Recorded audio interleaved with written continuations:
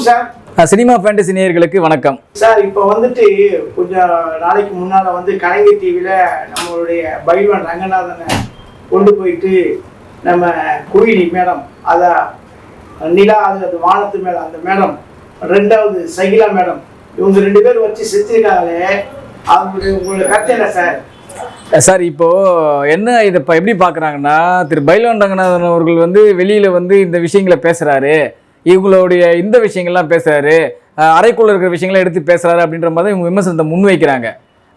எனக்கு தெரிஞ்சு வந்து அவர் வந்து யாரையும் வந்து நேரடியாகவோ இல்லை வந்து யாருக்குமோ வந்து கூடவே நின்று பயணித்தவர் சொல்லலை. முதல்ல விஷயம் என்னென்னா, நியூஸ் பேப்பரில் இந்த மாதிரி நிகழ்வுகள்லாம் வருது, அதை வச்சு தான் அவர் பேசுகிறாருன்றது அவரே தெளிவாக சொல்லிட்டாரு. இது வந்து அவர் குத்தம் சொல்கிறது இல்லை. இப்போ சார் ஒரு நிகழ்வு வந்து சார், இப்போ நீங்கள் ரோட்டில் நடந்துட்டு போகிறீங்க, பள்ளத்தில் ஊந்துட்டீங்க, யாருக்கும் தெரியலன்னா இது யாரையும் எவனும் கேள்வி கேட்க போகிறது கிடையாது. ஆனால் நீங்கள் ரோட்டில் போகிறீங்க, பள்ளத்தில் விழுந்துட்டீங்க, அது மறுநாள் பேப்பரில் வந்துச்சு, சாலையில் நடந்து சென்ற இளைஞர் பள்ளத்தில் விழுந்து அகால மரணம்னு நியூஸில் வரும்போது என்ன பண்ணுவான், அது 10 பேர் பேச தான் செய்வான். இதை தான் அவரும் பேசுகிறாரு. அவர் ஒன்றும் யாரையும் நான் நேரடியாக பார்த்தன்றது மாதிரி எங்கேயும் பேசல இல்லை. அவர் அப்போ பார்க்கும்போது என்ன ஆகுனா, அவர் சொல்கிறது நியாயமான விஷயம் தான். இப்போ அவர் பேசுவது நியாயமாக இருந்தால் கூட இந்த பக்கம் என்ன சொல்கிறாங்கன்னா, நீங்கள் வந்து பெண்களுக்கு எதிராகவே நீங்கள் தொடர்ந்து பேசிக்கிட்டு இருக்கீங்க, பெண்களோட அந்தரங்க விஷயங்களை நீங்கள் பேசுகிறீங்க, அவங்களுடைய தனிப்பட்ட சுதந்திரத்தை நீங்கள் பேசுகிறீங்கன்ட்டு இவங்க ஒரு பக்கம் நியாயத்தை முன்வைக்கிறாங்க. ஸோ உங்கள் வீட்லேயே இந்த மாதிரி நிகழ்வு இருக்கு, ஏன் இதெல்லாம் நீங்கள் கேட்க மாட்டீங்களா? மற்றவங்களோட விஷயம் இப்போ உங்கள் குடும்பத்தை பற்றி சொல்லும்போது மட்டும் உங்களுக்கு கோவம் வருது, மற்ற குடும்பத்தை சொல்லும்போது கோவம் வராதா அப்படின்ற மாதிரி இவங்க கேட்குறாங்க. இவங்க கேட்கறது ஒரு பக்கம் நியாயம் தான். ஆனால் என்னன்னா, அது சம்மந்தப்பட்டவங்க கேட்டால் நம்ம ஏற்றுக்கலாம். இப்போது நீங்கள் வந்து என்னை திட்டினது நான் தான் உங்களுக்கு பதில் உங்ககிட்ட நான் கேள்வி கேட்க முடியும். ஏன் என்னை திட்டுன்னு நான் கேட்க முடியும். பக்கத்தில் 2 தெரு தள்ளிட்டு இருக்க வந்து என்ன நீ அவரை திட்டியாமே அப்படின்னு கேட்கும்போது எப்படி இருக்கும்? அது அப்படி தான் இருக்குது இவங்க கேட்குறதும். ஸோ இது வந்து இவரையும் நம்ம தப்பு சொல்ல முடியாது, இவங்களையும் தப்பு சொல்ல முடியாது. ஆனால் இது சம்மந்தப்பட்டவங்க கேட்டாங்கன்னா அது நியாயம்னு எடுத்துக்கலாம். இவர் வந்து எங்கேனா நேரடியாகவோ இல்லை மறைமுகமாகவோ பார்த்தது அவர் பேசலை, செய்தியாக வெளியே வந்தது தான் நான் பேசுகிறேன்னு சொல்கிறார். ஏன்னா அதை நானே நேரடியாக பார்த்துருக்கேன், நிறைய இடங்களில் அவர் பேசுவது நிறைய செய்திகள் வந்துட்டு தானே சார் இருக்குது. நம்ம வந்து விஷயம் இண்டஸ்ட்ரி பற்றியோ நடிகருடைய படங்களுடைய இதை பற்றி பேசுகிறோம் போது அவர் வந்து இந்த மாதிரி விஷயங்களை பேசுகிறாரு, அவ்வளோதான். அதுவும் செய்தியாக வெளிவந்தது தான் அவர் பேசுகிறாரு. இதில் வந்து தப்புன்னு சொல்ல முடியாது, இதை கரெக்டுன்னு சொல்ல முடியாது. அவர் கரெக்டாக தான் பேசுவதில் கரெக்டாக இருக்காரா, கண்ணியம் காக்கிறாரா, அப்படி தான் நம்ம பார்க்க முடியும் இதை. ஆனால் பைல்வான் சைடு வந்துட்டு அவர் சொல்கிறது நியாயமாக தான் இருக்குது. ஏன்னா நான் வந்துட்டு வெளியில் வந்த செய்தியை தான் நான் வந்து மீடியாவுக்கும் பத்திரிகைக்கும் பேப்பருக்கு நான் கொடுத்துக்கிட்டு இருக்கேன். ஆனால் எந்த நியூஸுமே வராமல் என் குடும்ப விஷயத்தை நீங்கள் இப்போ ரோட்டு கொண்டு வந்தீங்களே, இது நியாயமானு சொல்லி கேட்குறாரு. எந்த ஒரு நியாயம் சார்? ஆமாம் சார், கரெக்டு தானே சார். இப்போ சமீபத்தில் கூட தான் சார் ஜிவி பிரகாஷ்குமார் சைந்தவி விவாகரத்து பண்ணிட்டாங்க நியூஸ் வந்துருச்சு. இது அவர் எடுத்து பேசுகிறாரு. வந்த நியூஸ் தானே பேசுகிறாரு, வராத நியூஸ் அவர் பேசலையே. இது வந்து ஆல்ரெடி சில வருடங்களுக்கு முன்னாடியே இது வந்து நடக்க வேண்டியது, அது இப்போ தான் நடந்ததுன்னு அவர் சொல்கிறாருன்னு வச்சிங்களேன். இந்த நிகழ்வு வெளியில் வந்துருச்சு, வந்த நியூஸை அவர் பேசுகிறாரு. வராத ஒரு குடும்ப நிகழ்வு எடுத்து பேச தப்பு தானே சார். இப்போ யாருன்னா வந்து கேள்விப்பட்டாங்களா, இல்லை பைல்வான் குடும்பத்தில் இருக்கவங்க வந்து யாரும் சினிமா துறையில் வேலை செய்கிறாங்களா, அவங்கன்னா பப்ளிக்கோடைய இதுவாது. இப்போ சினிமா நடிகர்கள்ன்றது எல்லாருக்கும் பொதுவானவர். நீ பொதுவானவர்களை பற்றி நீ யாராலும் பேசலாம். நீங்கள் என்ன இப்போ வந்து நீங்கள் வந்து வெளிப்படையாக நீங்கள் ஒரு இடத்துல அறிமுகம் ஆகிட்டீங்கன்னா நீங்கள் பல பேர் பல விமர்சனத்தை முன்வைக்க தான் செய்வான். வீட்டில் இருக்கிற குடும்ப பெண்மணி யாரும் இங்கே முன்வைக்க மாட்டாங்க. இப்போ வீட்டில் நீங்கள் உட்காந்துட்டு அவங்க வீடு உண்டு, வேலை உண்டு, தான் குடும்பம் உண்டுன்ற சொல்கிற பெண்மணி பேசும்போது கோவம் வர தானே சார் செய்யும். அது தப்பு தானே அது. இப்போ பைல்வான் அவர்களுடைய சொந்தம் யாருமே வந்து சினிமா இண்டஸ்ட்ரியில் கிடையாது. அப்படி இருக்கும்போது இல்லாதப்பட்டவங்க ஒருத்தர் குத்திக்கின்னு வந்து நீங்கள் பேசும்போது கோவம் வருமா, வராதா? வரதானே செய்யும் அவருக்கு. அது தப்பு இல்லை. அது இப்போ ஏங்க இங்கே உலகத்தில் இப்போ தப்பு பண்ணாதவன் 1000 பேர் இருக்காங்க, தப்பு பண்ணுறவன் 1,00,000 பேர் இருக்காங்க.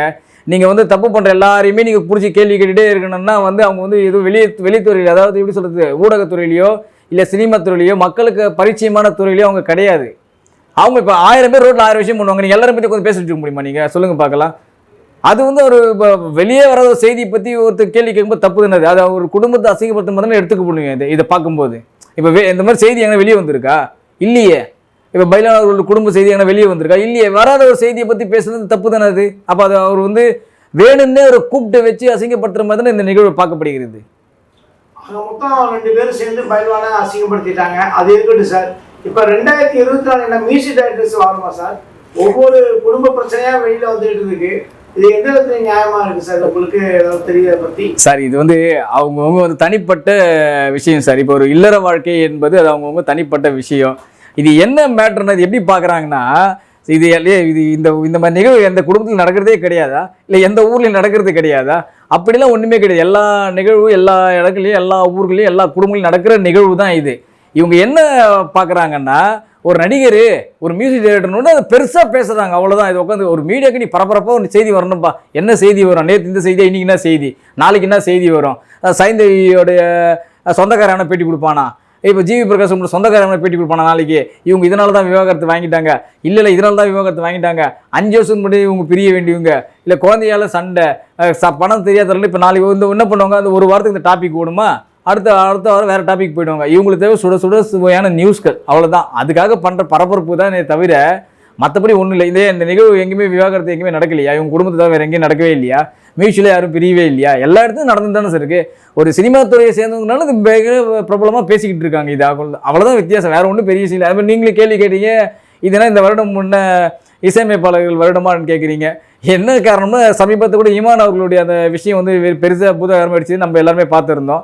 இப்போ அதை தொடர்ந்து பார்த்தீங்கன்னா இப்போ ஜிவி பிரகாஷ்குமார், ஸோ தொடர்ந்து 2வது மியூசிக் டைரக்டர் வரதுனால இந்த கேள்வி நீங்கள் முன் வைக்கிறீங்க சார். இது நடிகர்கள் கூட இந்த வருடங்கள் வந்திருக்கு சார். இது இப்போ தொடர்ந்து 2 இசையமைப்பாளர்களுடைய குடும்ப விஷயம் இந்த மாதிரி வர்றதுனால இந்த மாதிரி உங்களுக்கு கேள்வி கேட்க வைக்குது, வேறு ஒன்றும் இல்லை. அது அவங்கவுங்க தனிப்பட்ட சுதந்திரம் சார். இதில் வந்து அவங்க வீட்டுக்குள்ளே என்ன நடக்குது நம்ம யாரும் எட்டி பார்க்கறது இல்லை.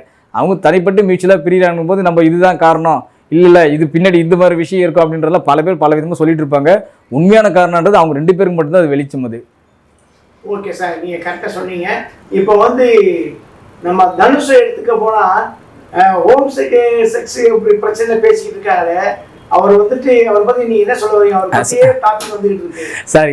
இதான் சார் இப்போ நான் தான் சார் சொல்கிறேன், இது வந்து அவங்க தனிப்பட்ட சுதந்திரம். இது நடக்கலையான்றது நமக்கு தெரியாது.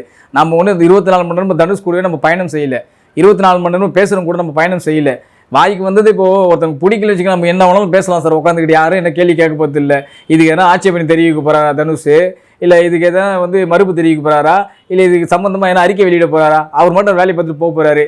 இப்போ யாராருக்கு ஒருத்தர் பிடிக்கலையோ அவங்களுக்காக உட்காந்து என்ன சார் சம்மந்தம் இல்லாதவங்களாம் இங்கே திட்டிட்டு இருக்காங்க சார் உட்காந்துட்டு. இவருக்கு அவங்க இப்போ ஒரு பிரபல நடிகர் இருக்காருன்னு வச்சுக்கலாம், ஒரு பிரபல தயாரிப்பாளர் வந்து சம்மந்தம் 5 வருஷம் திட்டி தான் இருக்காரு.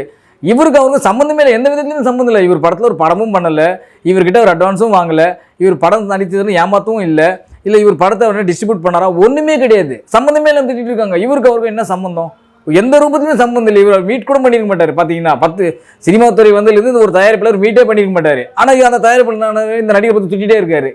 இந்த மாதிரி நிகழ்வு தான் சார். இப்போ நம்ம எதையும் அதாவது சொல்லுவாங்களே சார், கண்ணால் காண்பதும் போய் காதால் கேட்பதும் மெய், தீர விசாரிப்பதே மெய்யின்னு ஒரு பழமை இருக்குல்ல சார். நம்ம இது எதுவுமே விசாரிக்காமல் நம்ம எதுவுமே முடிவு எடுக்க முடியாது. ஆளுக்கு வந்து வன்மத்தை கக்கிறதுக்காக ஆளுக்கு ஒரு விஷயத்தை பேசுகிறாங்க. இது உண்மையாக பொய்யான்றது நம்ம ஆராய்ச்சியும் பண்ண முடியாது. இதுக்கு உண்டான விளக்கத்தை நம்ம கொடுக்குற ஆளும் கிடையாது. இது கொடுக்க வேண்டிய ஆள் தனுஷ் அவர்கள் அமைதியாக இருந்துட்டாருன்னா என் ரோட்டில் அதாவது சொல்லுவாங்களே சார், ரோட்டில் 1000 நாய் கத்திக்கிட்டே தான் இருக்கும், எல்லா நாயும் நம்ம கல்லை தடிச்சிட்டு இருக்க முடியாதுன்னு ஒரு பழமொழி சொல்லுவாங்களா, அந்த மாதிரி தான் அது. ஆளுக்கு ஒரு விஷயத்தை பேசி தான் இருப்பாங்க. நம்ம எல்லாத்துக்கும் போய்ட்டு முட்டு கொடுத்துட்டு இருக்க முடியுமா சொல்லுங்கள். இப்போ நீங்கள் ஒரு சேனலில் ஒரு வீடியோ பண்ணுறேன், 1000 பேர் கருத்து வைப்பான், 1000 கருத்துக்கு நம்ம பதிலடி திருப்பி கொடுக்க முடியுமா நீங்கள் சொல்லுங்கள். அந்த மாதிரி தான் இந்த நிகழ்வு நம்ம பார்க்கப்படுகிறது. ஓகே சார், நல்லா கேட்ட கேள்விகளுக்கு நல்லா அருமையாக அழகாக பதில் சொன்னீங்க. Thank you very much sir, thank you. இந்த வீடியோ உங்களுக்கு பிடிச்சிருந்தா லைக் பண்ணுங்கள், கமெண்ட் பண்ணுங்கள், ஷேர் பண்ணுங்கள், சப்ஸ்கிரைப் பண்ணுங்கள்.